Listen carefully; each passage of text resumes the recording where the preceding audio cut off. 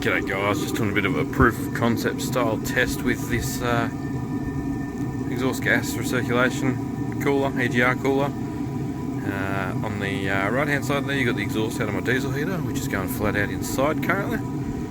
Got the EGR, and I've got a submersible bilge pump in the testing tank.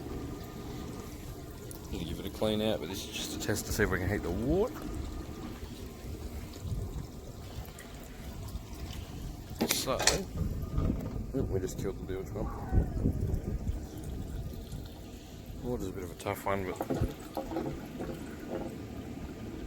let's say we're starting with about 13 degrees. I'm actually going to run the bilge pump off a lab power supply so I can control its speed a bit better. It's going too fast.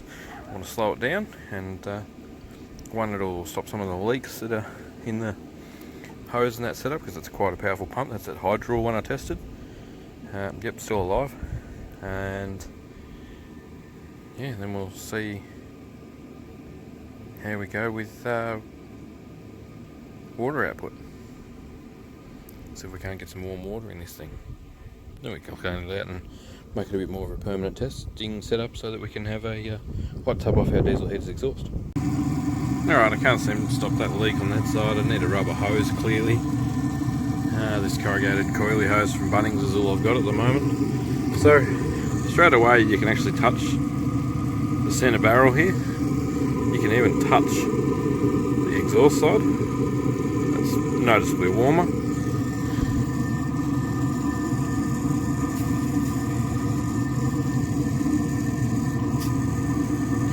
That's that hot that steam blows off it instantly, so definitely more than 60 degrees. More of an idea up there maybe. I know the reflective surfaces are a bastard on. There you go.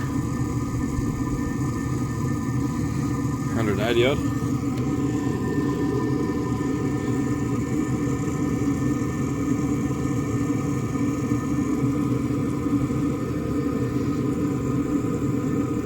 Should never have let this tool go in my toolbox.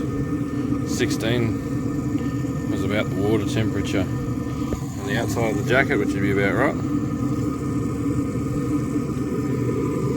So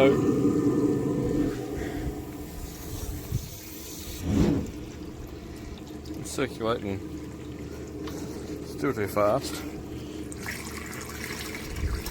I've just got it connected to a battery at the moment.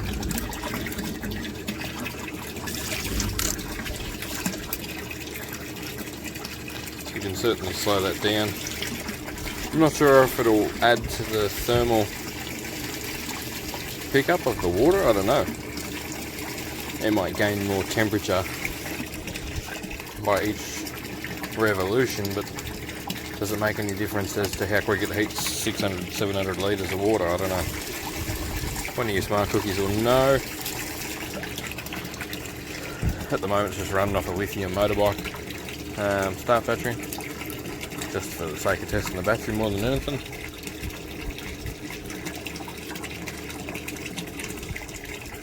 So it's, what time is it?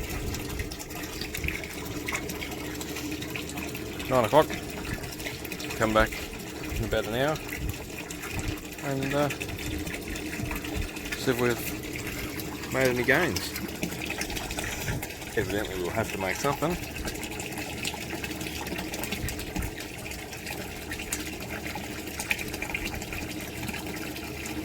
So about 13.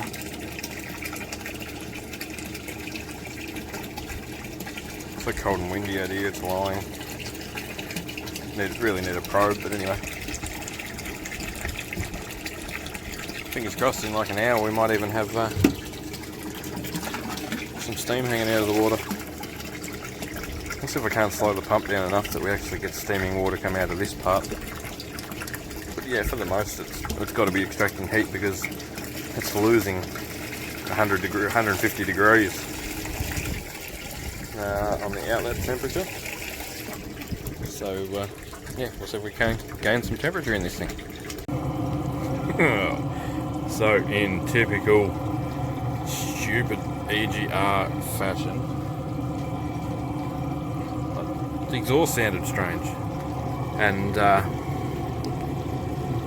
when I realised that we had an issue with the AGR cooler. Like the fact that it was leaking. AGR cooler leaks. That's just under open static pressure. D40 Nissan Navara, I'm pretty sure. AGR. Oh, okay. I'll get another one of these. We'll try this test again sometime. It's definitely absorbing temperature out of the head of the exhaust gases. Going back to just the muffler setup that was on there before.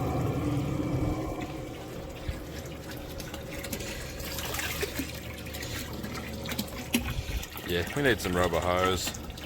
It's still cold in there. We need some rubber hose, and we need a good AGR cooler. And we'll try this again. It's freezing cold outside, by the way, like it's not. Yeah, 10 degrees outside. Yeah. Just like emission controls on most things, failed like we thought it would. Thanks for watching anyway, guys. It was losing 150 degrees worth of temperature across the width of the AGR, so theory proven. It is definitely absorbing heat. We will get better at it. I'll catch you on the next vid. Thanks for watching.